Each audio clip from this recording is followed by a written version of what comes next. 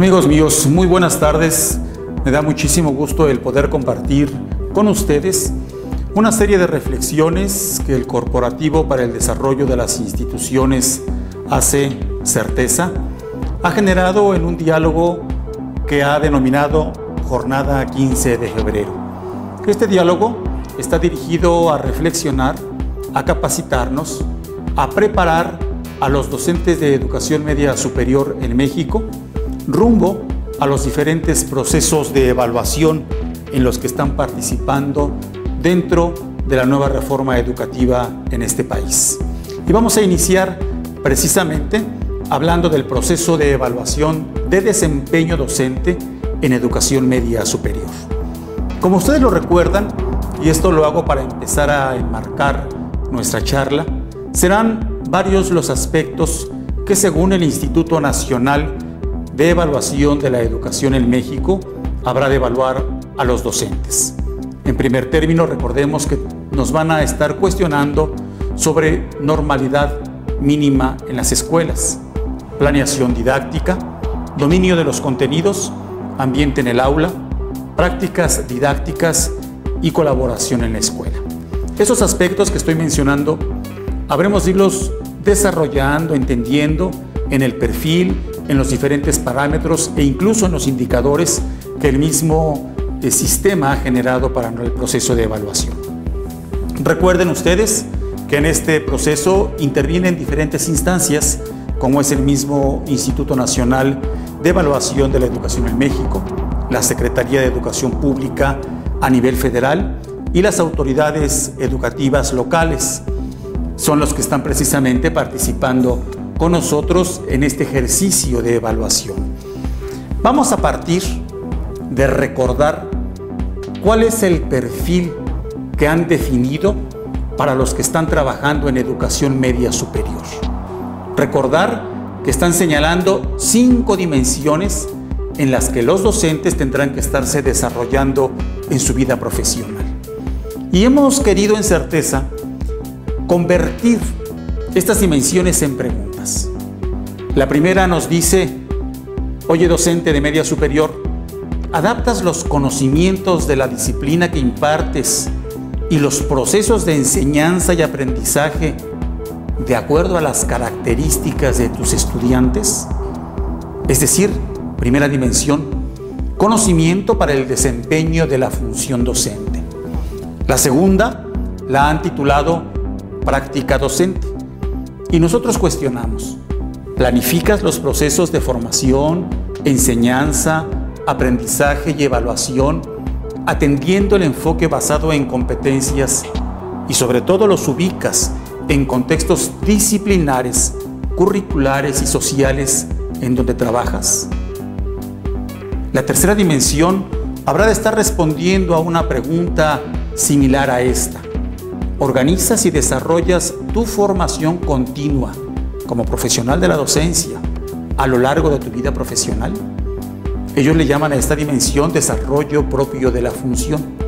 La cuarta, que me parece que es una de las más relevantes en estos momentos, es vínculo con el contexto escolar. Es decir, vinculas el contexto sociocultural y escolar con el proceso de enseñanza y el proceso de aprendizaje que vives tú como docente y tus estudiantes dentro del aula.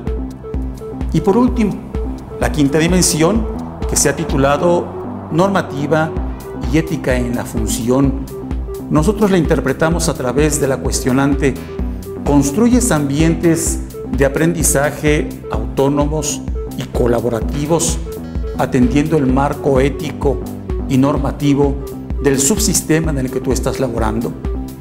Estas son las 5 dimensiones que constituyen el perfil del docente en media superior. Vean, por ejemplo, esta lámina. En esta lámina podrán estar ustedes apreciando la numeralia del perfil del docente de media superior. Un perfil, 5 dimensiones, 17 parámetros y 44 indicadores. Esta es la numeralia que define precisamente el perfil de media superior. Quiero hacer una anotación. En la dimensión 1, en el parámetro 2, varía el número de indicadores. En ciencias sociales encontramos 5, en humanidades 6, en matemáticas 7 y en el resto de las áreas disciplinares 2. Estos son los números del perfil que identifica al docente de media superior. Al recorrer estas dimensiones, hemos podido ir encontrando algunas palabras que en certeza le estamos llamando el vocabulario del docente de media superior. En una entrega posterior estaremos disertando esta terminología para entender cómo tenemos que fusionarla, cómo tenemos que tejerla en los diferentes procesos de argumentación que están solicitando al docente en sus procesos de planeación didáctica. Pero eso lo debemos después. Entremos a lo que es evaluación del desempeño docente propiamente. Y en esto hablaremos de sus fases, de sus etapas y de los instrumentos. El proceso está constituido en una primera fase con la notificación a la autoridad inmediata de los docentes para determinar quiénes van a ser evaluados. Es decir, al director del nivel educativo del subsistema en el que tú estás trabajando. Colegio de Bachilleres, CONALEP, CECITE, DEGETA, bachilleratos autónomos, bachilleratos estatales. A la autoridad inmediata de los docentes les habrá de notificar quiénes van a ser evaluados. Posteriormente, se les notificará vía correo a los maestros que participarán en este proceso para terminar la primera etapa o la primera fase, a través de su registro. La segunda fase es esta en donde toda la actividad se lleva a cabo de una manera intensa, pero no complicada. La interpretación que hemos hecho en certeza pretende explicar la facilidad de los tiempos y de los procedimientos, y al mismo tiempo habremos de abonar a la complejidad de la construcción de las evidencias de enseñanza, de las evidencias de aprendizaje, pero sobre todo a la complejidad que implica la reflexión sobre la práctica que está haciendo el docente con sus estudiantes de media superior. Hablemos de esta segunda fase. Ella tiene 4 etapas. La primera, se estará desarrollando el informe de cumplimiento de responsabilidades profesionales. La segunda etapa, el expediente de evidencias de enseñanza. Sé que en este espacio es donde los maestros empiezan a tener mayor dificultad. La tercera etapa es la evaluación de conocimientos actualizados de la asignatura que tú impartes. Recuerda que va en función de la asignatura, del grupo que tú seleccionas, de todos los que das en tu vida profesional, qué asignatura y qué grupo estás seleccionando. Sobre eso habrá de girar tu ejercicio de evaluación. Y la cuarta etapa es la planeación didáctica argumentada. La tercera y última fase consiste de la calificación, de la entrega y difusión de los resultados y del informe individualizado del proceso que tú has vivido. 3 son las fases. Vamos ahora a hablar de las etapas de la segunda fase, que como les decía es la más intensa y es en donde el sujeto totalmente activo eres tú precisamente, compañero maestro, docente de media superior. Y ahí, en la primera etapa, es el informe de cumplimiento de responsabilidades profesionales. Como ustedes ya lo saben, en estos momentos, los directores de los planteles están reuniendo una serie de información, porque en este informe de cumplimiento, quien lo rinde es precisamente el director del plantel. Ellos van a concentrar, identificar datos de los docentes que están participando en este proceso de evaluación.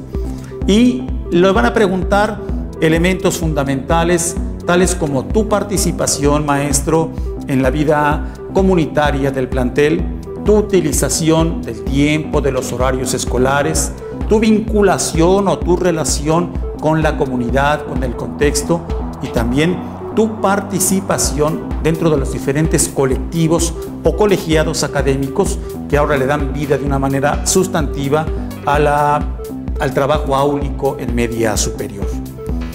En esta misma segunda fase, etapa 2, está constituida por el expediente de evidencias de enseñanza, el EEE. En este expediente tú vas a recopilar materiales de apoyo, 2 materiales de apoyo que tú has empleado, que has ocupado para ir trabajando, para ir interviniendo pedagógicamente con tus estudiantes.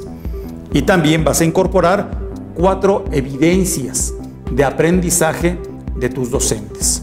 En total son 6 los elementos que vas a subir. Pero estos 6 elementos, 3 corresponden a un momento de aprendizaje y los otros 3 corresponden a otro momento distinto de aprendizaje. En las evidencias de tus estudiantes habrás de seleccionar una evidencia del estudiante que consideres que ha alcanzado las expectativas que tú planteas y otra evidencia, obviamente, de otro estudiante que no ha alcanzado el desarrollo de competencia que tú definiste. Entonces, un paquete se constituye con un material de apoyo elaborado por ti y las 2 evidencias, una desarrollada y otra en proceso según tus estudiantes. Después del expediente de evidencias de enseñanza, entraríamos a la etapa 3. En esta vamos a participar a través de 2 instrumentos. El primero será la evaluación de conocimientos actualizados de la disciplina, de la asignatura que tú estás impartiendo con tus estudiantes. Y la segunda parte es el conocimiento, el desarrollo que tienes de competencias didácticas que favorecen el aprendizaje y el logro de las competencias de quienes en la actualidad son tus alumnos. Fíjate, en esta evaluación te van a plantear un conjunto de situaciones, todas ellas vinculadas a tu práctica de enseñanza. Algo relevante de esta evaluación es la contextualización, es decir, el planteamiento que te hagan será contextualizado con el subsistema que trabajas, con la entidad en la que te desarrolles, y aspiraríamos mucho a pensar que fuese también sobre el plantel e incluso sobre el tipo de estudiantes con el que estás trabajando. Te van a plantear una situación así de contextualizada y tú, valiéndote de todas las competencias didácticas que conoces, que has desarrollado, habrás de presentar diferentes alternativas de resolución. En entregas próximas estaremos trabajando precisamente estrategias para que tu maestro puedas desarrollar y resolver con mayor facilidad este tipo de cuestionantes que habrán de plantearte. La etapa 4, que es la planeación didáctica argumentada. Todavía no estamos cerca de efectuarla, pero ya muchos de los docentes en varias partes del país sé que están cuestionándose y preocupándose por este ejercicio. Aquellos que ya alcanzaron su certificación a través de Certidems o Ecodems saben que están eximidos de presentar esta etapa. El día que te apliquen la planeación didáctica argumentada, tú vas a presentar, te van a presentar precisamente un horizonte de búsqueda, un objetivo de aprendizaje, un tema a desarrollar, y desarrollarás tú precisamente los diferentes momentos de la planeación, la vinculación con el contexto, la vinculación con competencias, los propósitos de la asignatura, las finalidades del perfil de egreso del subsistema con el que trabajas, cuál es tu planeación de sesiones, tu apertura, desarrollo y cierre, cuáles son las estrategias de evaluación que vas a emplear, qué instrumentos utilizaste. Pero además de eso, habrán de cuestionarte todo esto que incorporas, ¿por qué? ¿Qué relación tiene con el tipo de estudiantes? ¿Qué relación tiene con el contexto en el que tú estás trabajando? A eso se refiere precisamente la secuencia didáctica con la serie de reflexión y de análisis que nos están solicitando. Como lo he dicho, en entregas posteriores trabajaremos en las estrategias para el desarrollo de secuencias didácticas, de planeaciones de clase y sobre todo de ejercicios de reflexión. Vamos a entrar en estos momentos a hablar de una parte que es verdaderamente instrumental, aplicable, no tan teórica, y que a nosotros los docentes en estos momentos nos está generando confusión, ruidos, incertidumbres. Vamos a hablar de los instrumentos de evaluación para todo este proceso. Les recuerdo a ustedes que son 5. El informe de cumplimiento de responsabilidades profesionales, el expediente de evidencias de enseñanza, la planeación didáctica argumentada, el examen de conocimientos disciplinares y el examen de casos de competencias didácticas. Como ya lo he mencionado, el primer de ellos, el informe de cumplimiento de responsabilidades profesionales, lo efectúa el director del plantel en relación con los docentes que se van a evaluar. ¿Qué les pide? Datos generales del docente y también del director. Trabajo en la escuela. Le van a cuestionar al director cuál es la participación en el trabajo escolar del estudiante, del maestro. ¿Participa en academias, en cuerpos colegiados, en actividades complementarias y de vinculación con la comunidad? ¿Hace uso adecuado de la infraestructura del plantel? ¿Cómo usa el tiempo escolar? ¿Se refiere a condiciones básicas de tu horario, de tu asistencia, de la vinculación que existe en tu nombramiento en horas y el que desempeñas frente a los grupos? Aquello que implica trabajo extraescolar. A eso se refiere el uso del tiempo escolar. Es recomendable que el director, antes de que empiece a completar el informe de cumplimiento de responsabilidades, tenga las listas de asistencia a las academias o los colegiados, las actas de participación en los mismos cuerpos, los registros o los comprobantes o las constancias del docente que den evidencia de su capacitación profesional, el registro de las actividades complementarias en las que participan y obviamente el total de la carga horaria. Este mismo informe de cumplimiento de responsabilidades profesionales se la van a solicitar al director. Él lo va a requisitar todo esto en línea en una plataforma que ha generado el Sistema Nacional del Registro del Servicio Profesional Docente. Al concluir el llenado, el sistema enviará el reporte al correo del director y también lo hará al correo del docente que participa. Según el Servicio Profesional Docente, la fecha límite para su entrega, según la página oficial, es el día 18 de septiembre. Vámonos al segundo, el expediente de evidencias de enseñanza. Este momento es primordial del docente. Aquí es el docente donde va a reportar qué es lo que hizo durante el periodo que le van a evaluar. Va a presentar las evidencias de aprendizaje de sus estudiantes y materiales que él ha desarrollado para poder generar intervenciones pedagógicas exitosas. Se trata de que además de estas evidencias, el maestro haga análisis, haga reflexión de la práctica didáctica que estuvo haciendo en el periodo que le están evaluando. ¿Qué características tiene este expediente de evidencias de enseñanza? Está constituido por 2 de los materiales que tú usas en tus clases y 4 de los trabajos desarrollados por tus estudiantes. Corresponde necesariamente a 2 situaciones de aprendizaje. En esta parte, compañeros maestros, me parece que es de suma relevancia que ustedes identifiquen, no aleatoria, sino perfectamente intencional, qué instrumentos, qué materiales de apoyo que tú has hecho, que tú has elaborado, vas a subir, asegurando que éste tenga plena vinculación con las evidencias de enseñanza de tus 2 estudiantes. Estos 3 recursos te van a dar los elementos pertinentes. Si no lo haces en reflexión, entonces carecerás de los nodos para poder argumentar, para poder reflexionar, para poder justificar, para poder generar evaluación y autoevaluación de tu trabajo. Recuerda que en el expediente de evidencias de enseñanza habrá ser objeto de evaluación los 3 recursos que estamos mencionando, el material de apoyo, las 2 evidencias de los muchachos, pero sobre todo habrá ser motivo de reflexión y de calificación lo que tú reflexiones, lo que tú argumentes. Esto es vital, esto es fundamental. Por ello, te sugiero que identifiques con toda claridad qué materiales subes. Después, que ubiques con precisión qué momento de aprendizaje, qué situación de aprendizaje vas a identificar. Tu programa completo, un semestre, un corte de evaluación, un tema, un objetivo de aprendizaje, o más aún, una sesión de trabajo, la apertura, el desarrollo, el cierre.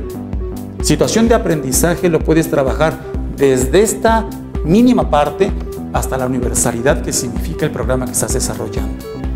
Vital la identificación de los 3 recursos que subas a plataforma, porque en ellos vas a basar precisamente tu argumentación. Las evidencias las vas a subir a una plataforma digital, las vas a describir y las vas a contextualizar. Una vez que hayas subido, podrás empezar a hacer el texto de análisis. Te recuerdo que lo que ha marcado Servicio Profesional Docente es tener, después de que subes tus evidencias, hasta 72 horas para poder empezar tu texto de análisis. Pero en el momento en que arrancas tienes no más de 4 horas para poder concluirlo. Prevé las condiciones climáticas, prevé la conexión a internet, porque las 4 horas son ininterrumpidas para terminar tu texto de análisis. En este texto de análisis, los mismos documentos publicados por nuestras autoridades federales sugieren que la argumentación tenga algunas variantes interesantes como contextos educativos, argumentación del diseño de la estrategia y análisis de los resultados de la práctica educativa. Es decir, antes de que subas tus evidencias, será sumamente recomendable que te hagas de los datos, de la información de tu contexto educativo. Es decir, en qué subsistema trabajas, cuál es el perfil de egreso del estudiante que tenemos ahí, cuáles son las líneas formativas del subsistema. ¿Estás en un bachillerato tecnológico? ¿Estás en una preparatoria?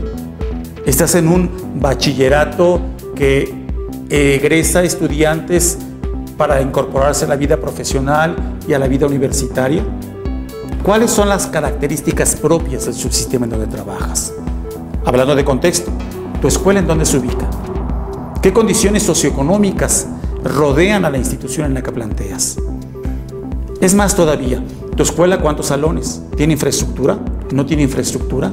¿Tiene espacios propios para atender a estudiantes con diversos estilos de aprendizaje, con necesidades especiales?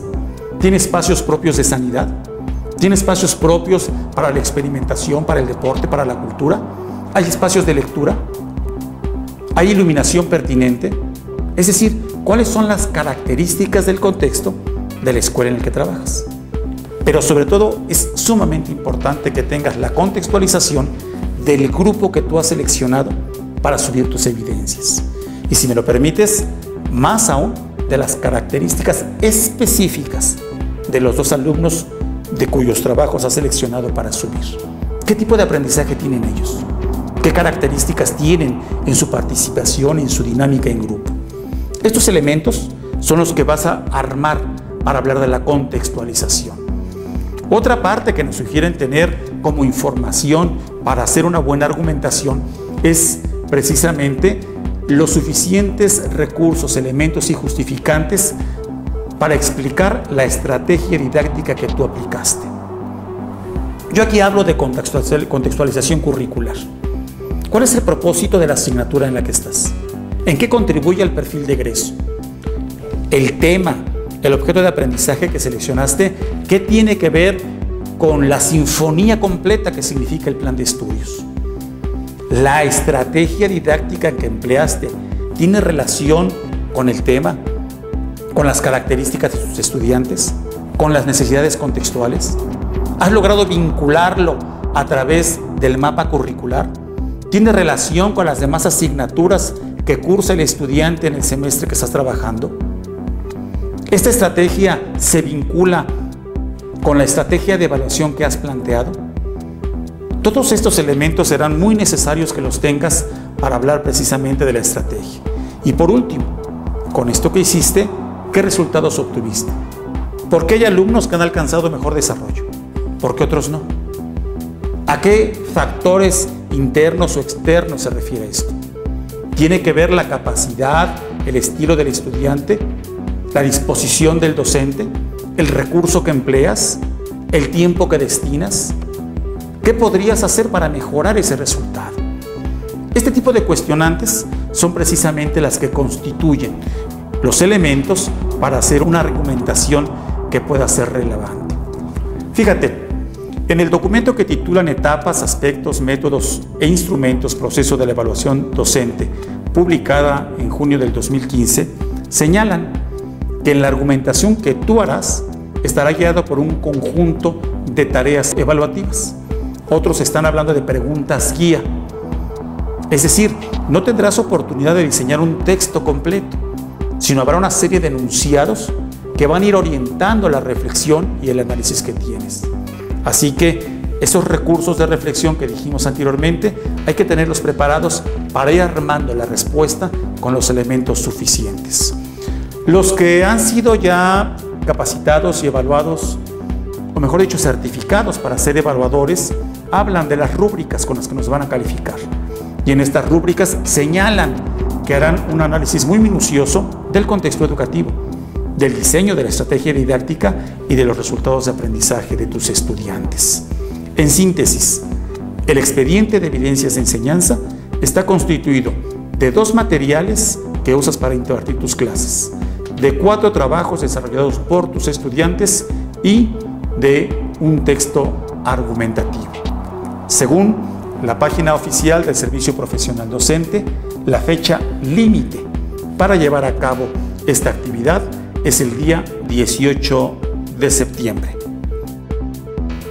El tercer examen en el que vamos a participar, examen de conocimientos. Características, es un instrumento estandarizado, totalmente autoadministrable. ¿Y cuál es el propósito? Bueno, evaluar el manejo de los conocimientos disciplinares que favorezcan las experiencias de aprendizaje de tus estudiantes. Vamos a recordar, a través de la lámina que ustedes van a visualizar en estos momentos, cuáles son los tipos de exámenes asociados a cada campo disciplinar.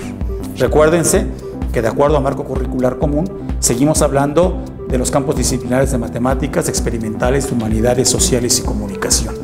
Y de estos se derivan las disciplinas de los que ya hay algún tipo de exámenes sobre los que podremos ser evaluados nosotros. Observen ustedes la lámina. Matemáticas, obviamente matemáticas y dibujo. Las experimentales con biología, ciencias de la salud, física, geometría, química y psicología. Humanidades, dentro de humanidades, filosofía, lógica, ética, estética, historia del arte. En sociales, economía, derecho, administración, historia, sociología, política, metodología de la investigación. Y en comunicación está literatura, lectura, expresión oral, escrita, informática y etimologías grecolatinas. Estas son las disciplinas sobre las que nosotros habremos de ser evaluados. Vámonos al examen de casos de competencias didácticas. A mí me parece que este es el momento en el que verdaderamente habrán de entrar en articulación todos los recursos que tengamos, recursos de conocimiento disciplinar, recursos pedagógicos, experiencia docente, elementos del contexto, climas de aprendizaje en el plantel en el que trabajas. El examen de casos tiene el propósito de evaluar las competencias de los docentes, la colaboración que tiene con la escuela, la vinculación que tiene con la comunidad, padres de familia, empresas, escuelas homólogas, escuelas secundarias y la vinculación que pueda tener en su práctica con el estudiante con el que está trabajando. Este examen de casos de competencia está constituido por la descripción de diversas situaciones que pueden ser problemáticas, pero que son características de la práctica docente en educación media superior. Y te van a solicitar ¿qué cosa? Análisis, reflexión y solución a la problemática. Esto lo van a hacer a través de reactivos asociados que permitan evidenciar el desempeño de ti docente. Y por eso digo, cuando lo desempeño, me parece que es en este espacio donde pondrás a prueba y en ejercicio todos los recursos que tienes para desarrollarte como buen maestro. Es también un instrumento estandarizado y autoadmisible. El día de la aplicación te pondrán en línea, lo harás lógicamente en línea, te plantearán una problemática y tú tendrás que resolverlo. El tiempo estimado para su aplicación para estos exámenes de conocimientos disciplinares y este estudio de casos es de 8 horas. Y la página oficial señala que la fecha límite para hacerlo es el día 29 de noviembre. Por último, vamos a hablar de la planeación didáctica argumentada. Acuérdense que mis amigos que ya tienen Certidems o que alcanzaron la certificación a través de Codems están eximidos de esta práctica. Pero la planeación didáctica argumentada va a consistir precisamente en hacer una planeación en la que articules los saberes, los horizontes que vas a desarrollar, los objetos de aprendizaje que vas a desarrollar en nuestros estudiantes y toda la serie de recursos que nos valemos los maestros. Recursos materiales, estrategias de evaluación, estrategias de enseñanza, creación de ambientes propios de aprendizaje, instrumentos de evaluación, temporalidades, planeación de apertura, desarrollo y cierre de sesiones. Vas a tener que desarrollar toda una planeación en esta parte. Yo creo que esto no es tan complicado, porque esto normalmente lo hacemos en secuencias didácticas. La parte innovadora es la justificación. ¿Por qué utilizas esta estrategia didáctica en esta asignatura y no en la otra? ¿Por qué en esta asignatura que es de tercer semestre lo ocupas y no lo ocupaste en la de primero o en la de quinto? ¿Por qué la desarrollas en área de humanidades y no en exactas o en experimentales? Aquí tendremos que hacernos de los elementos suficientes para argumentar. Para esto, les digo que estamos trabajando ya el taller del lenguaje del docente. Es decir, ¿cuál es el vocabulario que debe emplear el maestro para expresar las actividades que tiene? Aquellos que tienen trabajando más de 5 o 10 años, estoy seguro, estoy convencido, lo he comprobado en diferentes partes del país, que el maestro hace, pero muchas veces no conoce la terminología de lo que está desarrollando. Hay muchos maestros que en su función de tutores desarrollan una serie de acompañamientos psicopedagógicos a los maestros, a los estudiantes, que no necesariamente conocen la terminología pertinente para su desarrollo. Entremos más tarde al taller de nuestro lenguaje, el de los maestros. ¿Cuál es el propósito de esta planeación didáctica argumentada?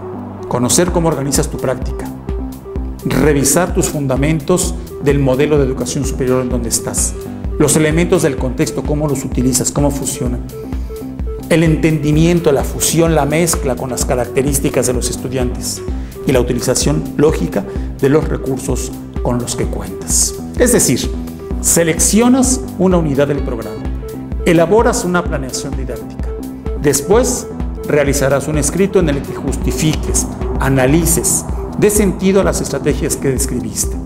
Tu escrito deberá ser un ejercicio de reflexión acerca de lo que esperas que desarrollen tus estudiantes. Y por último, ¿cómo vas a evaluar eso que aprendieron? Te van a revisar y te van a evaluar la forma, los contenidos y las estructuras del escrito que habrás de presentar en tu planeación didáctica argumentada. No olvides, en esta planeación incorpora contexto interno y externo de la escuela, características generales del grupo, elaboración del plan de clase, fundamento de las estrategias que empleas, estrategias de evaluación y sobre todo registro. En síntesis, la planeación didáctica argumentada contendrá una secuencia didáctica y un texto argumentativo o bien que justifique. Hemos terminado de esta manera de recordar, de revisar las etapas, los procedimientos y los instrumentos en los que van a participar los docentes de educación media superior. Por último, permítanme compartirles estos números. Obsérvenlos. Revisen cómo están constituidos las 5 dimensiones. ¿Cuántos parámetros contiene cada una de las 5? Revisen de qué manera la dimensión conocimiento para el desempeño de la función docente tiene 45 indicadores. Como práctica docente tiene 20. La dimensión menos cargada es la de desarrollo propio de la función. Pero ahora vean esta diapositiva. Obsérvenla. Analícenla.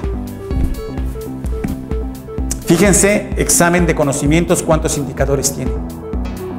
¿Cuántos el expediente de evidencias de enseñanza? ¿Ya se dieron cuenta en examen de casos de competencias didácticas? 41 indicadores nos van a evaluar ahí. Por eso hablo de la complejidad, no de lo complicado, de la complejidad de este ejercicio de evaluación.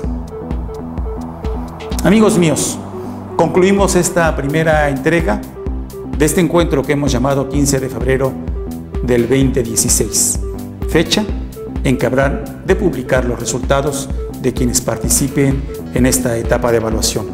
Muchas gracias y a nombre de Certeza les invitamos al próximo diálogo.